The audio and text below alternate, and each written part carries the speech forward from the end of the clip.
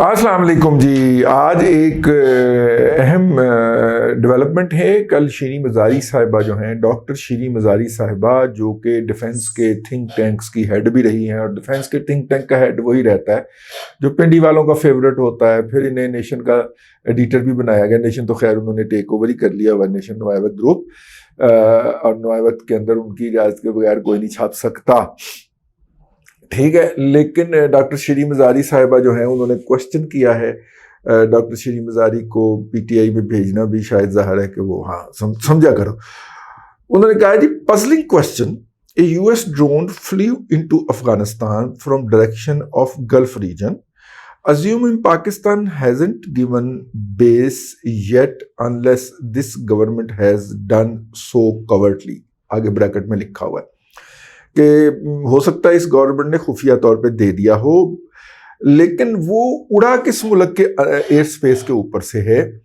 Iran जो है वो एयर स्पेस नहीं देता राइट अमेरिका को, और ये जो है उन्होंने कहा है कि इसी वजह से इमरान खान को हटाया गया था कि वो खुफिया नहीं देता था। मैं या डॉक्टर शीरीन मज़ारी को वैसे क्या याद दिलाना, बेबी डाल में सोने दी, हाँ, उनको क्या याद दिलाना मैंने। लेकिन ये है कि जब 15 अगस्त को टेक ओवर हुआ था काबुल का, तो उस वक्त उसके 4 या 5 दिनों के बाद काबुल में एक ड्रोन अटैक हुआ था, जबकि अमेरिकन तो बाहर जा चुके हुए थे, ठीक है ना। तो वो ड्रोन अटैक हुआ था, और उस ड्रोन अटैक के अंदर 8 ऐसे अफराद और बच्चे और ख़वातीन मारे गए थे। एक ऐसे शख्स की जो अमेरिकन के साथ तर्जुमान के तौर पे मुंसलिक रहा हुआ था, फैसिलिटेटर के तौर पे मुंसलिक रहा था, और वो अपने गाड़ी के ऊपर फैमिली के बच्चों को कहीं लेके जाना चाह रहा था। कहा गया कि इसके अंदर अलकायदा के लोग हैं, जासूसी ये हुई और ड्रोन ने उसे मार दिया। वो ड्रोन कहाँ से उड़ा होगा वैसे डॉक्टर साहिबा? जहां से वो ड्रोन उड़ा होगा वहां से ये ड्रोन उड़ा होगा। मैंने अपना अर्ज किया था, अपना एक व्लॉग पहले किया था, इसलिए भी आज का ये व्लॉग करना बहुत ज़रूरी था। मैंने उसके अंदर अर्ज किया था कि पॉसिबिलिटीज़ क्या हो सकती हैं। पाकिस्तान के पास ये कैपेसिटी है कि वो ड्रोन मार गिराए। पाकिस्तान ने अब तक इंडिया के कम से कम 3 ड्रोन मार गिराए हैं, और वो जहाज से गिराए हैं। और जहाज भी केड़ा भला, अपना JF थंडर आहो उन्हें कर देता फंडर। JF थंडर के जरिए हमने इंडियन ड्रोन गिरा रखे हैं। अगरचे इंडिया ये कह के तो ये जान छुड़ा लेता है कि वो कामाकाजी ड्रोन थे, यानी खुद कुछ ड्रोन थे, यानी उन्होंने जाके कहीं पे बजना था और तबाही फेर देनी थी। एक को तस्लीम किया गया, 2 को उन्होंने तस्लीम नहीं किया। हमारे पास तीनों का वो मौजूद है। तो पाकिस्तान के पास तो ये सलाहियत है कि वो तैयारे के जरिए ड्रोन गिरा दे। इस खित्ते के अंदर और कौन सा मुल्क है जिसके पास ये सलाहियत नहीं है? और वो है ईरान।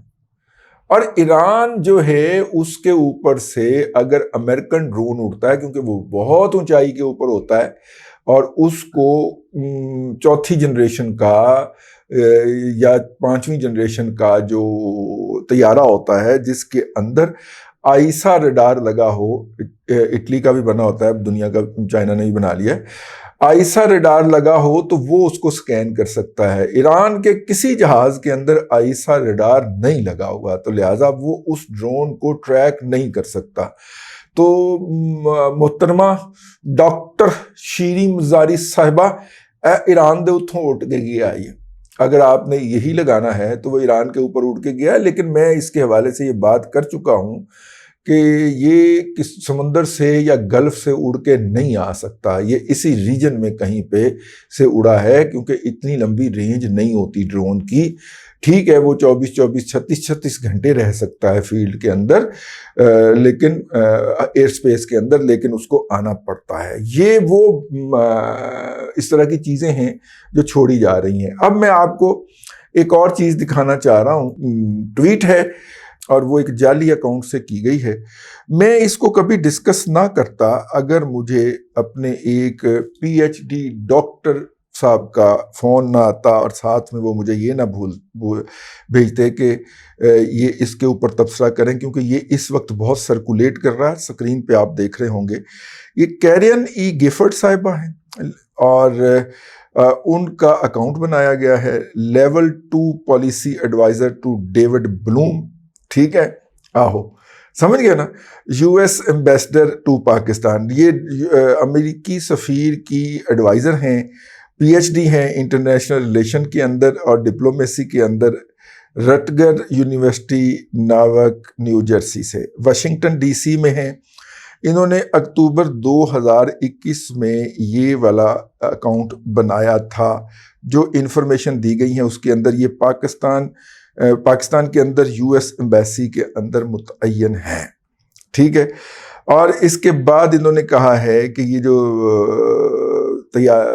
अपना हेलीकॉप्टर गिरा है जिसके अंदर कोर कमांडर कोयटा जो हैं वो शहीद हुए हैं, और शहीद की जो मौत है वो कौम की हयात है, वो उनके साथ कोस्टल गार्ड के डीजी जो थे वो भी कोई ब्रिगेडियर साहब थे, और बाकी जो जवान थे ऑन बोर्ड वो भी शहीद हुए। तो उन्होंने जो है इसके ऊपर अफसोस का इजहार किया है कि ये हमने किया था। अंदाज़ा करो, यूएस एम्बेसी इन पाकिस्तान जो है वो बड़े अफसोस से ये मुतला करती है कि हमारा एक टैक्टिकल ड्रोन जो है उसने एक्सीडेंटली टारगेट कर लिया है पाकिस्तान आर्मी के हेलीकॉप्टर को, ब्ला ब्ला ब्ला। आगे बकवासियत लिखी हुई है, इसका मतलब है अमेरिका ने हमारे अफसरान को शहीद किया ड्रोन अटैक के जरिए। ये किसको पैगाम है? ये नैयर हुसैन रिजवी साहब को नीचे है आईडी, वो फरमा रहे हैं। ये नैयर रिजवी साहब को मैंने कोई दफ़ा ब्लॉक किया है, ये नई आईडी बना के आ जाते हैं। ये बेसिकली यूथी है और गालियां बकते हैं, और हर गाली का 25 रुपया लेते हैं। आपने एक काम जरूर करना है, जो आपको गाली बके ना हरामी, उसका कमेंट हाइड करना है और उसको ब्लॉक करना है, क्योंकि इनको एक गाली की 25 रुपए मिलते हैं। और ये गाली लिखने के बाद फौरी तौर पे उसकी तस्वीर खींच के और अपने मालकान को रवाना करते हैं। इसलिए इससे पहले कि वो गाली निकाल के तस्वीर खींच ले, आपने उससे पहले उसको हाइड करके ब्लॉक कर देना है। इनके रिज़्क़े हराम के अंदर तो लात डाल मारे ना यार। तो खैर ये इन्होंने किया। अब इस अकाउंट के 2 फॉलोअर्स हैं, ठीक है, यानी एम्बेसी के टोटल लोग भी इनको फॉलो नहीं करते, और उन्होंने 115 लोगों को फॉलो किया हुआ है।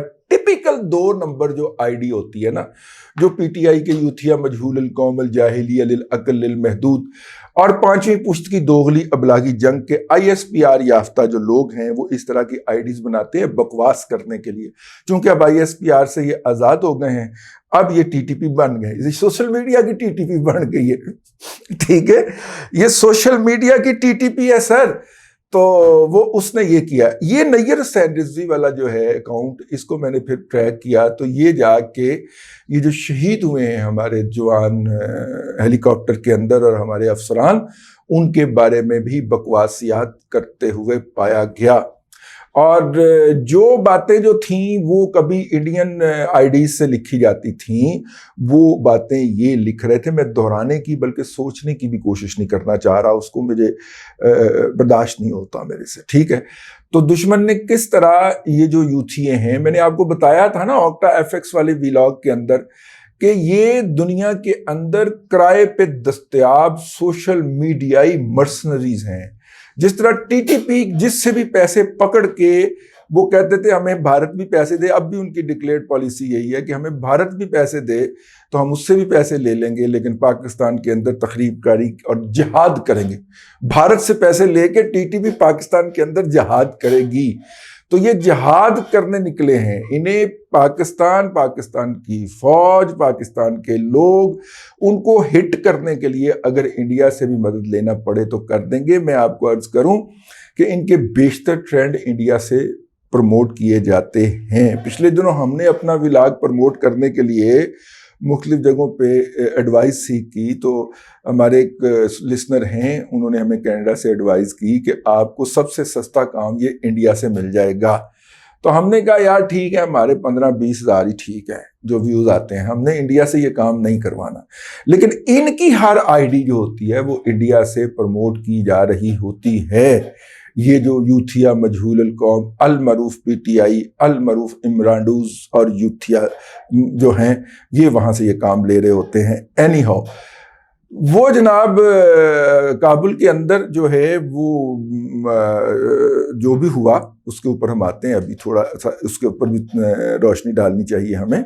लेकिन ये जो है ये आप देख लें इमराडूज क्या कर रहे हैं, जाली आईडी बना के उससे जाली बातें ट्वीट करके और उससे फिर आगे बकवासियात का एक अपना क्या कह रहे हैं पूरा घोंसला है जो वे बुनते हैं और इस तरह लोगों को गुमराह करते हैं। मैंने इस तरह की चीज़ों के ऊपर कमेंट करना छोड़ दिया हुआ था, लेकिन जब हमारे एक दोस्त पोस्ट डॉक्टरेट कर चुके हुए हैं बैरून मुल्क से, उन्होंने हमें ये ट्वीट भिजवाई, और खैर मेरी यूथिए हैं, ठीक है, तो मैंने आगे से उन्हें कहा, मैंने कहा वो कैसी एडवाइज़र है अमेरिकी एम्बेसडर की जिसके 2 फॉलोअर हैं, ठीक है, और आपको नज़र नहीं आ रहा कि ये जाली आईडी है इसके ऊपर, तो यार वो नीला निशान भी नहीं लगा हुआ, ठीक है, तो आपको कुछ तो शर्म करनी चाहिए, आप नौजवान नस्ल को क्या गुमराह कर रहे हैं, ठीक है।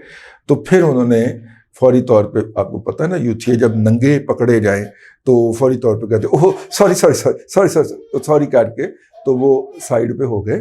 लेकिन मेरा मतलब है कि कितने के लोग मेरे जैसे लोगों से इनके टकरा गए होंगे, या आम लोग जो इस तरह की बातों से गुमराह हो रहे हैं वो टकरा गए होंगे, ठीक है। ये इस तरह गुमराही फैलाते हैं। अब आ जाइए उस जगह के ऊपर जहाँ पे हमला हुआ है, यानी कि काबुल के अंदर जहाँ पे हमला हुआ है, वो मकान की तस्वीर शायद आपको दिखा पाए हम। इसमें वो मुकीम थे। बेसिकली जैसे ही उलमाए कराम का पाकिस्तान से वफ्द पहुंचा था मौलाना तकी उस्मानी साहब की सदारत में, तो शेड्यूल ये था कि हैबतुल्लाह अखवंदज़ादा साहब उनसे मुलाकात करेंगे। लेकिन हैबतुल्लाह अखवंदज़ादा साहब की भी इंटेलिजेंस बड़ी खौफनाक है। उन्हें पता चल गया था कि जब आप मुलाकात कर रहे होंगे तो उस वक्त ड्रोन अटैक होगा। उन्होंने बता दिया। फिर उसके बाद जो था वो सिर्फ उन्होंने जो अपनी जगह के ऊपर वज़ीर आज़म बनाया है या वज़ीर आज़म जो बनाया है और सदर बनाया है उनको आगे कर दिया और वो काबुल से गायब हो गए। हक्कानी साहब जलालुद्दीन वो जो हैं अपने वो हक्कानी बरादरान भी वहाँ से गायब हो गए और मुल्ला उमर के साहबजादे मुल्ला याकूब भी वहाँ से गायब हो गए। काबुल में वो इस वक्त लम्हा मौजूद में नहीं है और उन्होंने अपना GSM नेटवर्क जो है वो भी बंद कर दिया हुआ है और सिमें निकाल ली हुई हैं। ये हमें दूसरी तरफ से बताया गया है और उनका ख्याल था कि ये होना है। इसीलिए बैरिस्टर सैफ जो मैं बार बार कह रहा हूँ आजमाया हुआ जद्दी पुश्ती एजेंट है, उसका एमरजेंसी में पेशावर से फ्लाई करके गया होगा या बाय रोड गया होगा। काबुल पहुंचना जो था वो इस अमर का गमाज था कि बहुत बड़ी बात होने वाली है।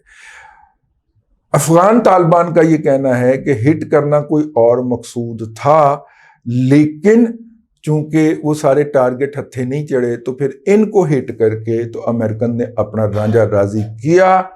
और ये जो हैं अभी कुछ घंटे पहले ही इस रहायशगाह में मुंतकिल हुए थे।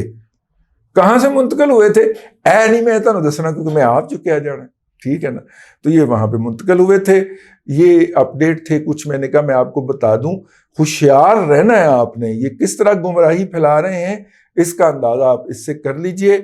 और इस वक्त धड़ाधड़ इसके ऊपर चल रही है। 3 दिन पहले इनका इजलास हुआ है। लाहौर की टीम को अलग असाइनमेंट दी गई हैं और इस्लामाबाद और कराची की टीमें अलग अलग ऑपरेट कर रही हैं PTI की मुदाफ़त करने के लिए। लेकिन इतना ठोक बजा के फैसला लिखा हुआ है कि उसके अलावा मतलब कि वो दिफा कर नहीं पा रहे। पहली दफ़ा बैकफुट पे देखा है मैंने PTI को जब से ये इनका जो गलत अल वजूद जो है वो इस दुनिया के मुनस्सा शहूद पे आया है। उस वक्त से शहूद साहब बहुत बड़े आदमी हैं और मेरे लिए बड़े काबिल एहतराम हैं वो, लेकिन ये है कि वो मुनस्सा शहूद मुहावरा ही ऐसा मुनस्सा शहूद पे आया है। तो बहरहाल अब तक के लिए इतना ही। लेकिन जाते जाते एक बात, हमारे दोस्त अलमास खान साहब जो हैं, अलमास ए खान, हाँ बंदे का नाम है, ठीक है, बुढ़ी का नाम नहीं है। अलमास ए खान साहब पाकिस्तान के सहाफ़ी हैं, ARY से मुंसलिक हैं। तो उन्होंने पिछले दिनों तवज्जो दिलाई है कि आप जो है वो बहुत गुस्सा कर जाते हैं और उसके अंदर ऐसे अल्फाज इस्तेमाल करते हैं जो कि आपके शान निशान नहीं हैं, तो आपको ज़रा एहतियात करनी चाहिए। तो अलमास साहब देख लो, आज मैं कोई ऐसी गाल इस्तेमाल नहीं की थी, ठीक है ना। और मैं ऐसे अल्फाज इस्तेमाल किए हैं कि जो मेरा मतलब है कि समझने वालों को समझ आएंगे, आम बंदे को समझ नहीं आएंगे। की ख्याल है ना। गलतल वजूद का मुनस्सा शहूद पे आना, ये अब देख लेना, इसका पंजाबी तर्जुमा करो मतलब। ठीक है, अब तक के लिए इतना ही। अगले व्लॉग में फिर आपसे मुलाकात होती है। अल्लाह तबारक व तआला आपको आसानियां अता करे और आसानियां खल्क़े खुदा में तकसीम करने की तौफीक अता करे।